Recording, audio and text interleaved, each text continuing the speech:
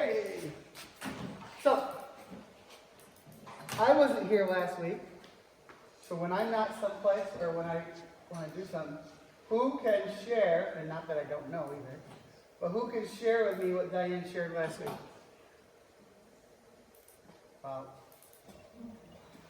Don't all jump out at the same time. There might be a big hint on the wall. Just saying. What do you got back there? With you. With you. With me? No. With you. What's with you? We hear with you. What do we think about? Who's with you? What do you got? What's that? God is with you. Would everybody agree with that? Sure. Is there any place we can go where God isn't? No. Right? He's everywhere we go. Do we always recognize He's with us everywhere we are? Heck no. Right? That's the biggest thing, is we don't always recognize Him. Okay? So we're in this, what's going to be today is the second and third weeks of With You. We're combining 2 weeks so that we can get on track for Christmas. Alright? Because we want to be on track for Christmas so we can, I'm going to get it today, Josh. I'm not going to screw up. Alright? So this is weeks 2 and 3 of With You, which is our series on friendship. Right? Do you guys all have a person who's with you? You have a friend who you can call who's with you? Right? They might not really be with you right now, but somebody you can lean on or call at a time's need. This is what it's all about, all right? But this is my question to start off today with, all right? Have you ever felt lonely? Has anybody in here ever felt lonely? Taylor's shaking his head. Lizzie's over there, got her hand up. Only a few of us have ever felt lonely. Josh has got his hand up. There, Sam's got it. Good. Octavia. Now, does anybody want to share when they felt lonely? Tori, Kara, good. Anybody want to share a time they felt lonely? T. I've had to rock my son to sleep a couple times. I feel really lonely when I'm by myself. All right. Okay. Lizzie. It happened like a year ago when my grandma first died. Okay. Right? Absolutely. Okay. Steph. All of 2019. Right. So when COVID was going on, right? Yep. It was really easy to feel lonely. Yep. We were all stuck somewhere we probably didn't want to be, right? We're all in our homes, not locked up, but people weren't moving around that much. It was really easy. You were separated from your friends. You weren't actually in school. Super easy to feel lonely, right? Now we got 3 new people who come in here, all right? Kira came in today, Bree came in today, and Sam came in today, all right? Did you guys feel lonely when you came through the doors today? Here? You be honest with me, because this is a point I'm trying to prove. All right? Who remembers walking through those doors for the first time and not having somebody with them? How'd you feel? Shocked all to yourself, lonely, right? You want to know why? Love you guys to death, but watch out. Here it comes. Ready? We don't do a good job of welcoming people. We don't. It should really be when we see somebody new get ready to come through those doors that we honestly attack them. Not in a physical way, but make them feel very, very welcome. Okay, because I will tell you the reason I'm in this church. 21 years ago, my wife and I went to a service over on the way far away, all right, where it used to be at.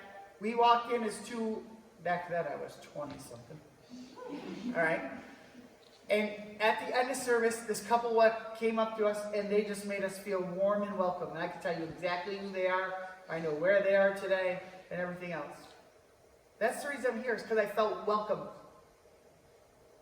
Right? When people come through our doors, we don't want them to be, we're all cliquish, and we don't have any.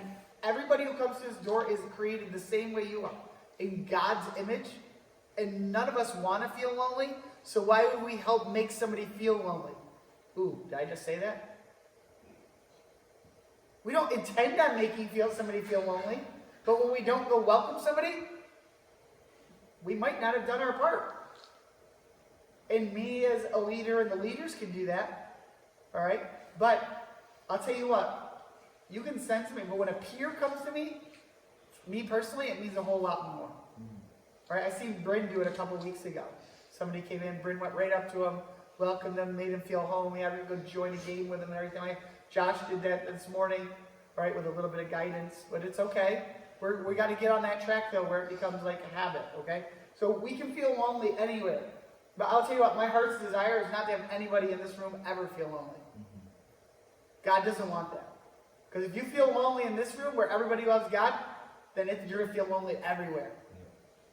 Okay, so we as Christians, as people who are in here, as Quest is part of our life, we got to make an emphasis to make people feel welcome. Okay? All right. So we all said we felt lonely, right? But what are some reasons we felt lonely? We can have a couple of them. All right? Did I go? Yes. Josh, don't let it happen. All right, good. All right. So what are some reasons we felt lonely before? Right? So Lizzie talked about when her grand passed away. When are some times you felt lonely? Could be walking in this room. A lot of you guys had your hands up. Right? I mean, and we might not want to share them. But Anytime I run into like troubles or difficulties, sometimes I feel like nobody cares and I'm all. absolutely. When things get hard, it's easy to feel lonely. Absolutely. All right? How about when you're fighting with your friends? You feel alone? Right? Kids today, if you get in a fight with one friend, you might lose 4 friends. And then the next day they might like you and you might not have a different friend. It's so wishy-washy, right? When you haven't had the opportunity to meet new friends because you come in a new place, right? How about who's been misunderstood by somebody before, so then they're not felt welcome? Okay, there's several different reasons, all right? I've got kids right now in my phys ed classes who can't even participate in phys ed because of anxiety and depression. They feel really lonely and isolated. Okay? But that's not what God has for us. God does not have us to be separated. He's got us to be with each other. All right? And that's where with you comes into struggle. You know, sometimes people are lonely because there are consequences. You do something really stupid and you have to go to jail. It's a really lonely place. Not that I've been there. Okay? But I couldn't imagine it. Right? Being locked up in a cell for, 22 hours a day. That's really lonely. Okay? So sometimes our consequences have that reason, right? But last week we started to have this conversation about putting ourselves in other people's shoes, caring for other people, trying to understand other people. All right? And we're going to continue to move forward with that today because if we feel this way, then other people are feeling this way as well. All right? So I'm going to tell you a lonely story. All right? I felt lonely on many occasions. All right? One of them is when I went to boot camp. All right? When you're riding on the bus and you're getting ready to get off for boot camp, and the drill instructor comes on and he screams at you and tells you to put your feet on the yellow footprints, it's a really lonely place. Even though there's hundreds of people around you, it's really lonely. All right? Another place I felt really lonely, all right, is when I was out in the Persian Gulf, in the middle of a ship, in the middle of the ocean. And I had all my Marine buddies around me, but I wasn't at home. And things were going on at home. My grandpa had just passed away. I had friends around me, but it wasn't the friends I wanted to be around me at that time. It wasn't the people who could comfort me. So I felt really lonely, even though I was surrounded with people who would honestly give their life for me. I felt lonely. That's crazy. Right? So we all can have these lonely stories and stuff like that. But there's a lady in the Bible who felt really lonely as well. Does anybody want to take a guess at who it is? I separated to ladies, so that narrows it. What do you got there? Is it about some perfume? Nope, it's not about perfume, but that's good. I know what you're talking about. All right? Who's heard about Ruth? Anybody heard about Ruth? Not baby Ruth, but Ruth. Baby Ruth. No, Ruth. All right? So, really to summarize this, all right, we're going to go in this big old thing here. They want me to read about 16 verses, and I'm not going to do that to you guys. I don't want to punish you. So I'm going to give you a little bit of a run view before we jump into this, all right? So a long time ago in Judah, which is the city of Bethlehem, right? Bethlehem is where Jesus was born, right? Coming to be Christmas time, we should have a little bit of idea about that. There was a famine. What's a famine? When there's no food, all right? Does anybody like being hungry? No. Does anybody like being hungry for a long time? Absolutely not, right? So, to survive the famine, hold on, there's a guy that his name is just crazy, all right? Ameliak, all right? Am I right there, Taylor, or no? I have to take a look. It's right. Eli Milcap. It's craziness, all right? You did great. We're just gonna call him Big E, all right? We'll make it easy. And his wife Naomi, and they had 2 sons, all right? We're not even gonna go into the son's name here. Just know that they had sons. We have mom, dad, 2 sons, all right? And they lived in this country called Moab, all right? So from there, when they arrived at Moab, the husband died. Big E died. Why did he die? Because of famine, right? And he left his wife by herself, so she was a widow. Then the 2 sons went off and they got wives. And usually they took off. And their wives' names are Oprah and Ruth. So these names I want you to know, all right? Then the 2 sons died. So in a short amount of time, this lady, right, who we're talking about here, Naomi, lost her husband. Her 2 sons went and got married. And then they died. Now the 2 wives are there. So they got daughter-in-laws, right? Which is crazy. So Naomi, the mom, Ruth and Oprah, the 2 daughter-in-laws, were all lost and without their family. All right? And Naomi told Ruth and Oprah to go home to their families, that they should go back to where they were from, and that she was going to stay in Bethlehem alone. Everybody like to be alone? We just talked about this, right? Right? But this is what happened. Ruth and Oprah said that they didn't want to go and they didn't want to leave Naomi alone. But Naomi refused. The mom refused and said, you guys got to go. Go back to your family. Be here. I'll be okay. Because you know what? That's what any good mom does. Right? Honestly, moms are so, not about them that they're like, you go take care of yourselves and I'll end up taking care of myself. But what happened here is Naomi wasn't in a good place. She lost her whole family. She was in big grief. And Naomi felt like God had abandoned her. Could you imagine losing three members of your family and not feeling like you were abandoned? Right? Where's God in all this? How's this work, right? So she was lonely, and she pushed away from the rest of her family that she had left. Oprah went home to her family. But listen here. Ruth refused to leave Naomi. And although Naomi said, go, Ruth, get out of here, Ruth stayed with her no matter what. Has anybody got a friend who you've been around and you've been in a bad spot and they've been there with you and you've been like, no, just take off. It's okay. I'll be all right. And they're like, not leaving. Gotta be there. What can I do? Or you know what? Better yet, they just sat there with you. Didn't say a word. Have you ever had any of those experiences like that? I have. Okay? You know, I've had where my dad's had a heart attack. He's been in the hospital. And I've been in the waiting room. And in that waiting room, Pastor Jeff showed up. Pastor Jeff didn't say a whole lot. He just sat there. And you know what? He wasn't going to let us sit alone. But just somebody's presence can make you feel not lonely, right? Right? So really, that's what's going on here. Is Ruth is with Naomi to not make her feel lonely. Right? Good. So when we get into scripture here, this is verses 16 through 18. All right? It said, but Ruth replied, don't urge me to leave you or to go back from you.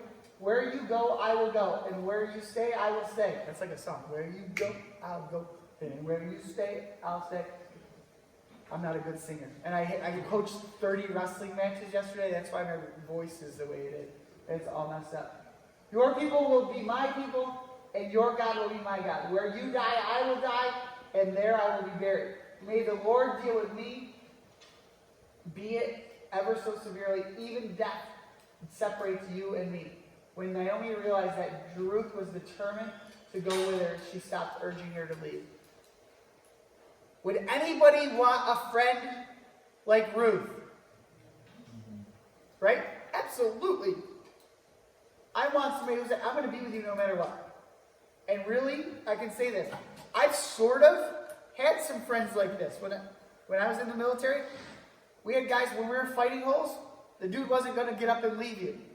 And you weren't going to get up and leave that person. Right? Your life depended on each other. Okay? Those are the type of friends we want. People who are going to be with us no matter what.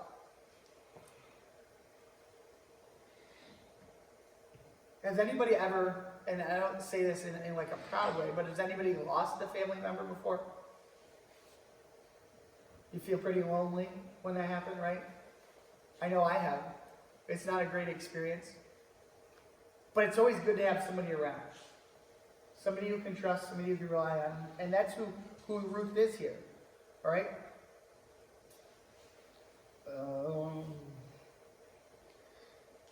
So Naomi discovers that she's not alone from what she once feared, that she's got Ruth with her who's going to get her through everything. Ruth saw Naomi's loneliness and knew that she couldn't leave her alone. What happens when people are alone? Does good things happen when you're alone? Right? I'm going to say good things don't happen when you're alone that often. And I'm going to preface this with, if you're alone with God, then good things can happen. Right? Does that make sense? There's times where we're alone, where we might not make the best choices, or we might not feel the best way, but when you're alone with God, it can be the best thing that's there for you. All right? At this time, when Naomi was grieving, Ruth sensed that she wasn't alone with God. She was alone by herself. And we don't want anybody to ever feel that way. Okay? But you know what? In the Bible, God says a lot about loneliness. He really does. And not too often did Jesus let people be alone. Okay? So when we look at 1 John here, all right? It says, "Dear friends, since God so loved us," right? Since God so loved us, He gave, right? But that's not where we're going here. Since God so loved us, we also ought to love one another. Does everybody always feel loved? I'm looking out at you guys. Do you always feel loved? You're walking through the hallways of your school. Do you feel loved? By your classmates? By your teachers? You should. You know, Taylor had a birthday this week, so we went over and celebrated with him. But Taylor didn't talk about his birthday. He talked about what he does for his students' birthdays. He celebrates every one of his students' birthdays. You think they feel loved? Absolutely. Right? It's about building relationships. Making people feel as if they're wanted, right? God lives in us, and His love is made to complete us.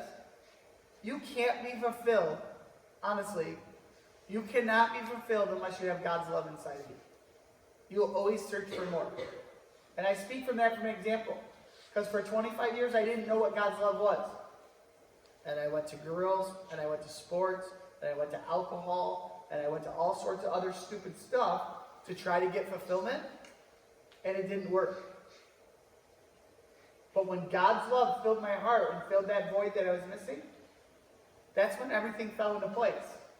When I stopped trying to do everything myself and let God do it and not be alone, is when my life really changed. Okay, and that's our desire here, is that we don't let you go off on this lonely path where you make all the mistakes we made. Do I expect you to be perfect? Absolutely not. But I don't want you to go through some of the things that I went through. That's one of the reasons I'm here today. Because nobody talked to me the way we talked to you guys when I was your age. I had a couple influential people in my life who I looked to for guidance, but it wasn't anything about God. It was just worldly guidance. And they were very helpful, and I'm thankful to them today.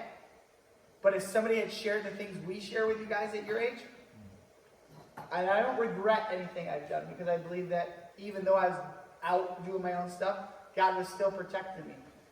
Okay, because I know that I was in some places where the only way I got out of them is because God was protecting me. Okay? But with that being said, His love is the only thing in the world that will complete you. I guarantee it. You can try anything. You can get a Division I scholarship. You can become a millionaire. You can become a rock star. None of it. And I can give you examples in all of it. All right? You look at the lead singer or the bass guitarist of Korn, back when it was really Korn, all right? Doing drugs, got millions and millions of dollars. He said it's over. Turned his life over to God, right? You look at Justin Bieber, and I will use Justin Bieber as an example, okay? Went down all the path he did as a young teenager, made millions and millions of dollars, couldn't find fulfillment until he had God in his life, okay? You can look at athletes. You can look at anything you want where you're going to find the fulfillment. I guarantee you're not going to find your complete fulfillment until God's love's inside your heart. And you realize that He is with you. Right? This is how we know that we live in Him and He lives in us. He has given us His Spirit. When God lives in you, even though you're going to feel lonely at times, I'm not going to tell you you're not. Right? But you can turn to Him and get out of that loneliness, even when you're the only one who's there. When you don't have Him with you is when you're going to turn to somewhere else and you're not going to be fulfilled. Or we got to reach out to God when we feel lonely. And often we reach out to our phone when we feel lonely.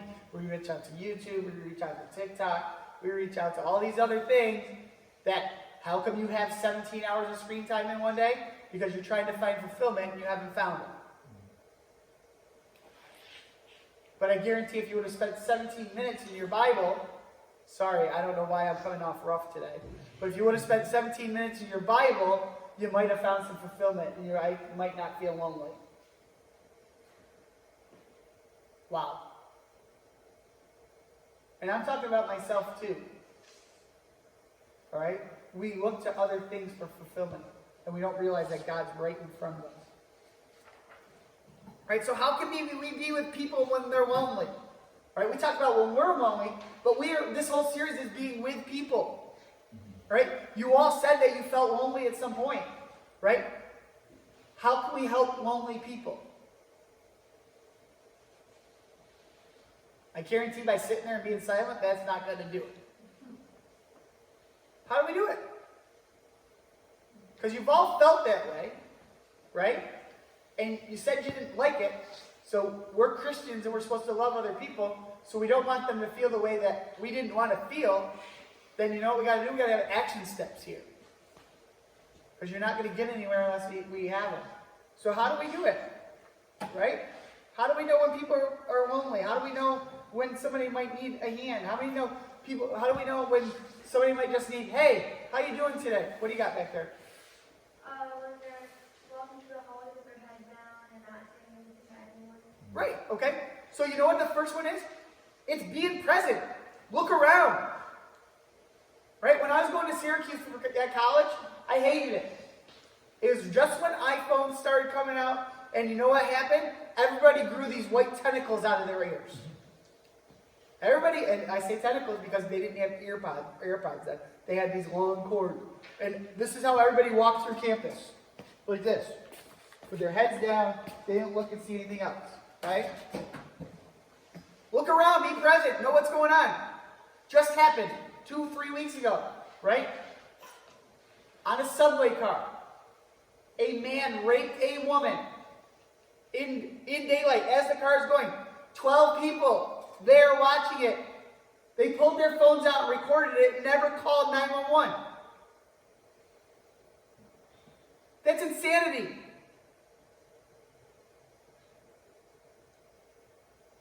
That's crazy. Look around. Be present. I was in an emergency room yesterday. Okay? Doesn't matter why I was there. I was present. I saw the lady who got a cut on her forehead and was angry about it. And you know what I did? I prayed silently for her. I saw the family who came in, where when they were driving to the hospital, the ambulance was going nice and slow. And then all of a sudden, the sirens turned on, and they blazed a red light. And the family couldn't go behind them. And then I'm in the hospital, and I hear code blue, code blue, code blue. And then all of a sudden, this family comes in. And they're like, we're here to see their mom. And they're like, you can't see them right now. And they're like, what's going on? Why can't we see them? Why'd the ambulance take off? Then they called the ambulance company. Tell us why this ambulance took off. And they couldn't get an answer. Do you think they wanted somebody with them? How lonely do you think they felt? Did I get up and No, you know what I did? I said, you could sit right here, man. And I prayed silently to myself.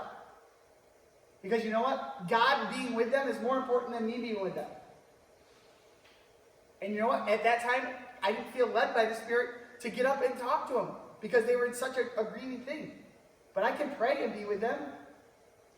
We have to be present. We got to know what's going on. And exactly what he said. How many people have gone into school and seen somebody who just has their head down all the time, or they're sitting at a table by themselves, or they isolate themselves, and we go, they're just that person. And we say the heck with them. But you know what? God never said the heck with you. He never said the heck with me. So we shouldn't be saying the heck with anybody. Okay? We want to be present and know what's going on. Alright? The other thing we need to do is we need to reach out. Alright? Reach out to them. How do you reach out? It might be, and I had a kid who done this, and we did a first day of school challenge. Right? The first week of school, and this was a long time ago, we said, I want you to go into school the first 2 days, we want you to see somebody who's sitting by themselves. And by the third day, we want you to go up and sit and eat lunch with them. And I had a kid, a great kid, he still ministers today. First 2 days he saw this kid, he's like, I really don't want to go talk to this kid. I really don't want to go talk to this. But he let God do his thing. And he went up and he sat down with the kid like, why are you here? Now he explained why he was there. But he sat with him the rest of the week. He made himself available. How many of you, when you're lonely, would like somebody to make themselves available to you? Right? Just be there. Not asking 1,000 questions or offering 1,000 things. Just be there with you. So reach out. Figure out how you're supposed to reach out. What way can you do it? All right? Sometimes it's just being like, hey, how you doing? What's going on? My kids will come in every single day. What'd you do last night? What'd you do? What's going on this weekend? I'm always asking those questions. It's not like I'm prying, but I want them to know I care. All right? Keep it small. It doesn't need to be anything big. You don't got to have any. You don't got to go and say, hey, I'm here to be with you today, and I'm going to share John 3:16 with you, and I want you to know that if you don't love God, you're going to hell. No, keep it small. Honestly, the biggest thing you would do is just live for God and you don't even have to say a word about God. People are going to be drawn to you if you're different. But if you're like everybody else, people might shy away. And then, honestly, we've got to be a little bit humble. If the person says, hey, get out of here, it's okay. Don't take it personal. Did you do what God asked you to do? Yes. It's not up to you to solve the problem. So if they say, hey, really don't want to talk about it, it's okay. Does that mean we have to stop? Right? I'm a Red Cross instructor, okay? I can go up and say, hey, you're hurt. Do you want help? And you say no. I can't do anything to you. You know what I can do, though? I can call 911 and say, hey, so-and-so's here. It doesn't look good. Could you just send somebody to come look at it? They don't have to like it. They don't have to like me. Right? But we can do things and still be there for people. But don't take it personal if somebody doesn't want your help or doesn't want you to be there. All right? So what we need to remember, all right, is being with people when they're lonely. All right? But we have to identify when they're lonely. Okay? And a lot of people, when you've been lonely before, have you told people you felt lonely? Heck no. That's not cool. It's okay to tell people as well. All right? So we want to be like Ruths, right? We want to be supporters of people. We want to be there for people when they're lonely. Okay? So, going with that, when you're lonely, we got to realize that everybody has needs. All right? So what are some needs you guys have? All right? All of us have these needs. What are needs that we have? Right? Nobody needs anything? You guys have everything you want. I need my phone. You know what I need? I need to eat something right now. My stomach is growling, honestly. All right? What do we need? Steph. What? Passing grades. Okay. All right. Passing grades. I'll go with that. What do we really need? What do you got?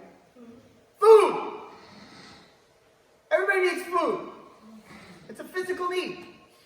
If you don't eat, eventually you'll die. Right? What else do we need? We need water. Water. Right? Physical need. Alright? Sleep. Really, you do need sleep. You do. You might not think you do, but you do. Right? Maybe some of you would be much happier if you slept. Serious. Just saying. Right? What do you got, Carter? I know a friend who stayed up for 3 days straight. Yeah. How was he on the 4th day? Night. Right. How many days did he sleep after that? 3 days. Yeah. Right? Doesn't make any sense. All right? But we do these things. And sometimes they're challenges and they're fun and stuff. But everything's got a consequence, right? Okay? So really, how many people would agree we have emotional needs? You have emotional needs? Do you want to feel loved? Do you have a desire deep down inside of you to feel loved and accepted?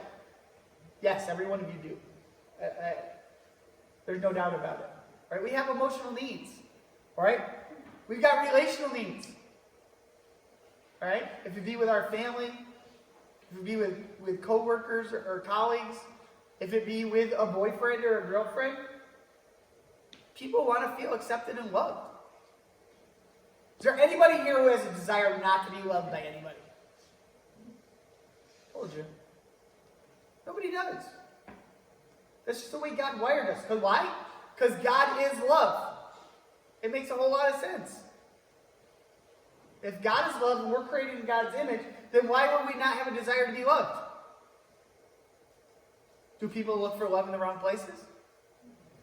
Absolutely. Without a doubt. Right?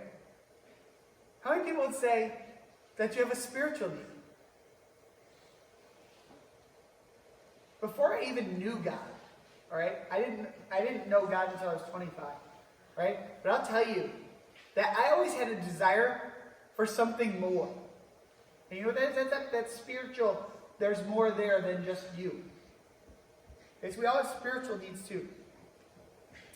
All right, so over the last 2 weeks, we talked about ways that we can help people and meet people's needs emotionally and relationally. But today we're going to talk about practical needs, those things that Carter talked about back there. All right? So some of the practical needs that we talked about. I'm going to get there, Josh. It's coming. Right there. All right? We need food. Does everybody agree with that? Yes? You know, I want to go to Mesa Pharaoh's after we're done, and I want to get one of Grandma's meatballs.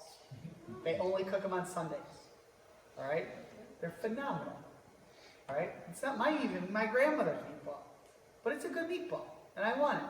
But I'm not going to go get it, because I really don't need it. But it's something I want. All right? We need water, like we talked about, right? It says water. So we need Gatorade, Mountain Dew, Big Red Splash, Monster, all that good stuff. All that good stuff, I said, right? We don't need that. We need water. All right? Clothing. Does anybody want to see people walk around naked? No. So you need to be clothed. All right? However, I work in a high school, and I'm realizing that clothing is getting smaller and smaller and smaller for boys and girls. All right? Don't know why. The dryer shrinks things. That's what I'm hoping. All right? However, just remember that you're created in God's image, and you know what? It's really okay to clothe like your whole body, and not just like a quarter of it. All right? My guys who are wearing these really tight shorts to show off their quads, it's the same thing as a girl wearing a belly shirt. All right? It's just, I don't know. All right?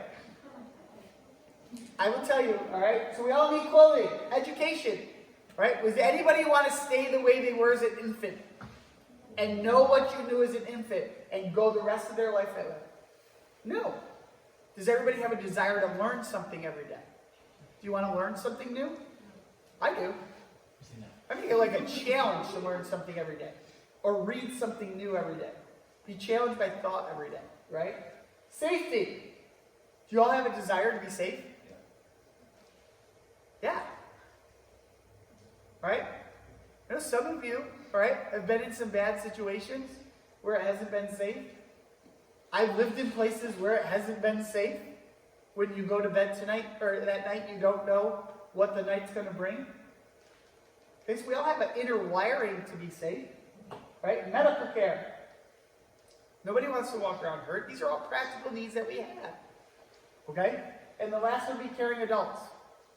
All right? And I say that, did I say caring families? No, because we all don't have caring families. Sometimes people don't have caring parents. But I think we all have a desire to have caring adults in our lives. Okay? People who we can look up to, people who can be good examples for us, people who can tell us the way it is. Okay, so these are all practical needs that we have that are important. So before we dive into the scripture here, we're going to go into 1 Kings. There's some things we need to understand. One of the most common messages in the Bible is the reminder to look out for people's needs. Right? When there was 5,000 people on a hill, and the disciples said, "Hey, Jesus, they're all hungry." Did he look out for their needs? Everybody know the story? Fish, loaves, multiply. Poof. Everybody ate. There's extras. Who likes leftovers? Right? Thanksgiving's coming. Leftovers are good. Okay? So, there's a desire to look out for people's needs. Jesus and the disciples said it many times. It was a common theme throughout the whole Old Testament. Looking out for people's needs. Today, let's see how God used Elijah to meet the people's needs, all right? A prophet who was a messenger from God, all right, would give this message to as many people as possible. In Elijah's day, the nation of Israel, which were God's chosen people, were being led by kings. How do kings lead? How do kings lead? Do they know? Was there democracy? Did you have a whole lot of choice? Or what the king said goes? Right? What the king said goes here. Right? There are a lot of good kings and there are a lot of bad kings. Alright? Kings that followed God's way and kings that didn't. One of these kings was King Ahab, which was the seventh king of Israel, and the most evil Israelite king so far, which is pretty important to know. Ahab had a wife Jezebel who rejected God, that God had sent Elijah to give Ahab a message. Because of their wickedness, drought hit their land. So it meant that it didn't rain anymore, right? In the midst of all this, this is what goes on here. So then it says, "Then the Lord said to Elijah, go to that Z place in Sarepta and stay there. There is a widow there that I have commanded you to take care of." All right? Does everybody know that? Gotcha. That the Bible says that we're supposed to take care of widows? Mm-hmm. Yes, it does. All right? And Elijah went there. He went to the town's gate and saw a woman there gathering the wood in the fire. Said to what? She was a widow. Elijah said to her, "We will bring you a small cup of water to drink." And as she goes to get the water, Elijah said, "Bring me a piece of bread too, please." So she got they got demanding it. It goes on to say here, we're going to jump through this quickly. The woman answered, "I promise you before the Lord your God that I have nothing but a handful of flour in a jar and a little bit of oil, olive oil in a jug. I came here to gather a few pieces of wood for the fire to cook our last meal. My son and I will eat it, and we will die from hunger." Elijah said to the woman, "Don't worry, go home and cook your food as you said, but first make a small piece of bread from the flour that you have and bring it to me." So they're going to get ready to die here, but he's telling them to bring them food. Does that make any sense? Right? That's why the Bible's cool, because there's a lot of stuff that doesn't make sense here. All right? "And then cook some for yourself and your son. The Lord your God says that the jar of flour will never be empty, and that the jug will always have oil in it. This will continue until the day the Lord sends the rain to the land."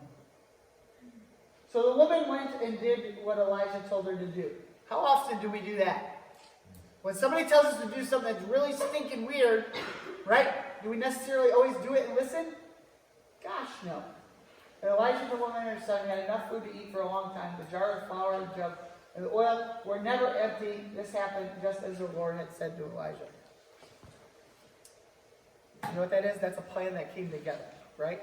So let's think about the story for a minute. At first, God and Elijah sound like jerks. Wouldn't you agree? Give me your food, right? But it works out in the long run.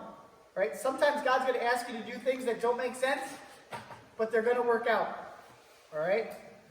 But what we need to do in all this is we need to remember simple things from this story. All right? To stay alive, they needed Elijah. We need each other. All right? To take care of needs, we need people. Okay? We need people.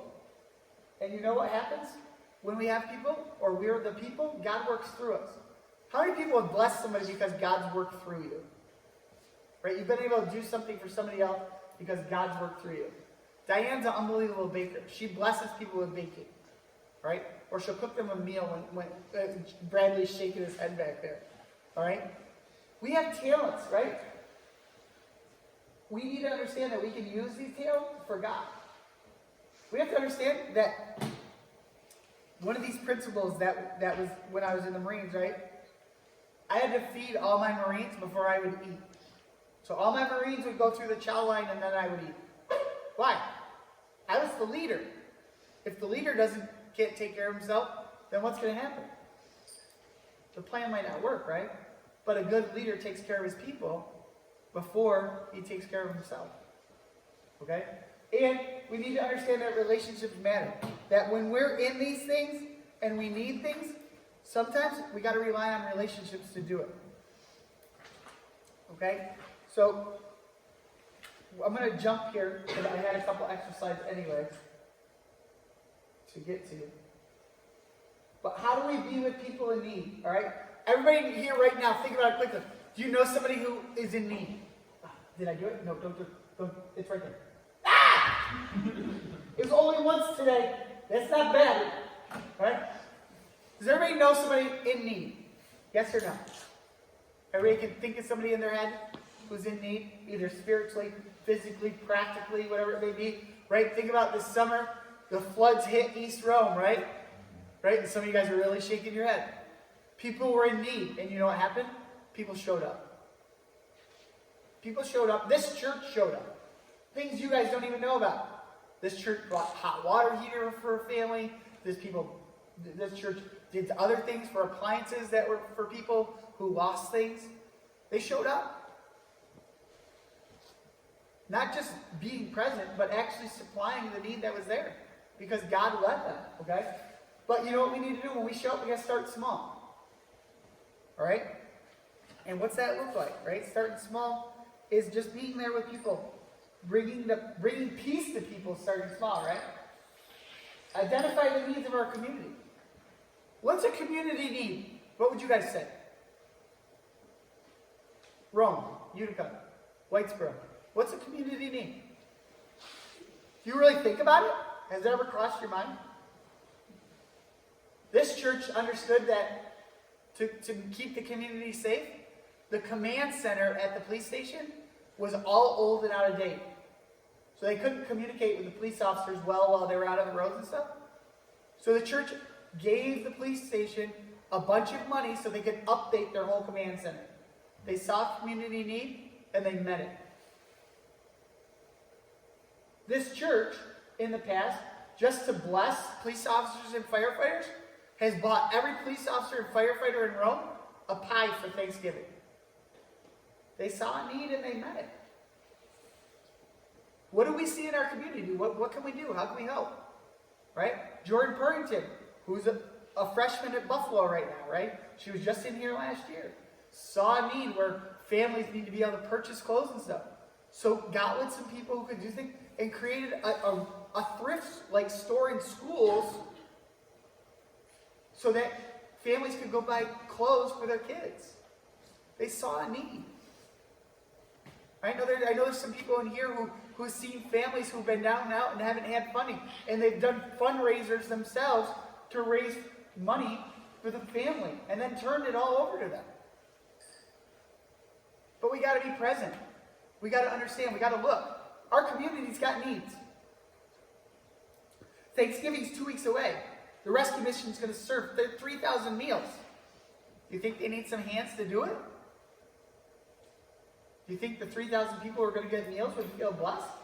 There's needs, okay? Identify our church needs. Our church needs a lot of things.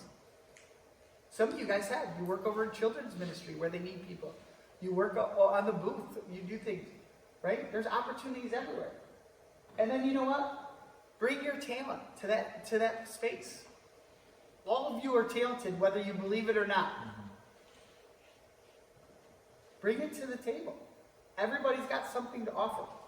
And it's really important that we understand that. So, in this, okay, in being with people, we need to understand two things. We need to be with people when they're lonely, and we need to be with people when they're in need.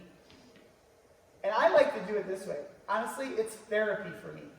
Okay? When I focus outward is what I call it. When I focus on things out there, whatever I'm going through disappears. So sometimes when you're really, really lonely, you can focus on doing something for somebody else, and your loneliness will go away. It's called focusing outward. In my darkest, deepest places, in the pit, in mile 24 of Ironman, I'm thanking every police officer there is for being out there. Why? Because I'm not thinking about all the pain that I'm in. Okay? So we can be with people. We can not make people feel lonely if we're there with them. So that these two lessons today on one, I know I had to breeze through it. Really remember, we need to be with people in need, and we need to help people in need and be with people when we're lonely. And you know what? Both of those are pretty much the same thing together. Okay? So let me pray. Dear Lord, we just thank you, Lord. We thank you for your word today, Lord. Even though it be a bit not the way I wanted it to come out, Lord, we know it's the way you wanted it to come out, Lord. We hope that in practical application, Lord, and just good examples, and most importantly, your word, Lord, that we saw through Ruth, Lord, and through Elijah, that when you tell us to do things, that's the most important thing there is, Lord. So we ask that we take the focus off us, and that we understand that you're with us so we can be with others, Lord. And Lord, we just thank you for all this. We ask that as we leave here, Lord, we be safe, that we be present, and we look for opportunities to serve you, and in serving you, we'll bless others. So we thank you for all this. We give you all the praise and all the glory and all the honor. And in Jesus' name, everybody said, Amen. All right, have a